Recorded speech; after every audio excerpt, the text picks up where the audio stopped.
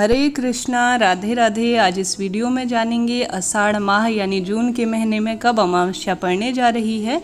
अमावस्या और पूर्णिमा दो ऐसी तिथियां होती हैं जो पितरों और देवताओं के निवृत्त कुछ भी कार्य किए जाएं तो हमारे पितरों का तर्पण होता है और देवताओं की कृपा हम पर बनी रहती है। कहा जाता है जिस घर में पितृ प्रसन्न होते हैं खुद ब खुद उनके कार्य होते चले जाते हैं और विशेष महत्व रखता है पितरों के लिए इस दिन कार्य किया हुआ। जैसे कि अमावस्या के दिन फलाहार रखकर कई जन व्रत करते हैं। इस दिन आर्थिक स्थिति के अनुसार कुछ ना कुछ दान अवश्य देना चाहिए। उनका तर्पण इत्यादि उनकी जो पसंदीदा वस्तु होती हैं पितरों की, कहा जाता है इन्हें दान करने से हमारे पितरों तक ये सारी चीज़ें पहुँचती है। आषाढ़ माह के अंत में बरसात का मौसम होता है और यह मास चतुर्मास की इस महीने से चतुर्मास की शुरुआत भी हो जाती है। इसलिए आषाढ़ की अमावस्या होती है वह तर्पण और व्रत के लिए विशेष होती है।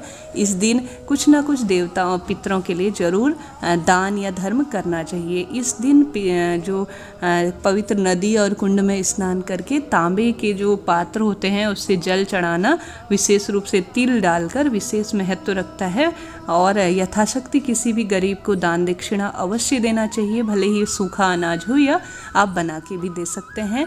और इसके साथ ही पितरों की आत्मा की शांति के लिए उपवास भी किया जा सकता है।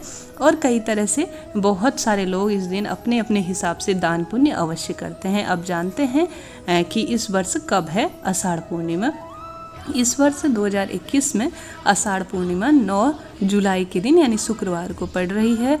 विशेष इस दिन यह करना चाहिए कि इस दिन का एक अलग महत्व हो जाता है क्योंकि इसे कई नामों से भी संबोधित किया जाता है। हलहारिणी अमावस्या कहा जाता है, आषाढ़ी अमावस्या इसे कहा जाता है। इस दिन विशेष रूप से किसान जन अपने खेती और हल इत्यादि जो प्रयोग में वस्तुएं आती हैं, जो खेती से संबंधित चीज़ें होती हैं, उन उपकरणों की पूजा करते हैं। विधि विधान से उनका पूजन करके ईश्वर से अच्छी फसल होने की कामना करते हैं। अमावस्या के दिन पितरों का श्राद्ध करना, तर्पण करना, जैसे मैंने बताया उनकी पसंदीदा वस्तुएं दान करना विशेष फल देने वाली मानी जाती है। इसके अलावा पितरों की विशेष कृपा प्राप्त करने के लिए अमावस्या के दिन सूर्य, चंद्र और जो दोष होते हैं सूर्य संबंधित या चंद्र संबंधित कुंडली में, अगर अमावस्या के दिन कुछ ऐसे कार्य किए जाए जैसे कि भोजन से पहले गाय के लिए, कुत्ते के लिए, जो श्वान है उसके लिए, और साथ ही पक्षी, चींटी आदि इन सब के लिए कुछ ना कुछ भोजन का अंश निकाल कर इनको खिला दिया जाए तो रोजगार में आ रही समस्या या वंश वृद्धि से संबंधित समस्या अवश्य दूर होती हैं।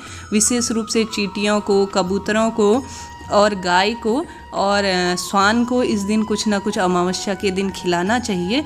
विशेष रूप से जो भी जीवन की समस्याएं होती हैं उनका निवारण अवश्य होता है। अमावस्या का दिन विशेष माना जाता है और साथ ही अमावस्या के दिन घर में पुरानी जो वस्तुएं होती हैं या घर पे कोई भी वस्तुएं हो, हर जगह गंगा जल से छिड़काव करना चाहिए। अनुपयोगी सामान अमावस्या के दिन बाहर निकालना चाहिए, ऐसी भी मान्यता है।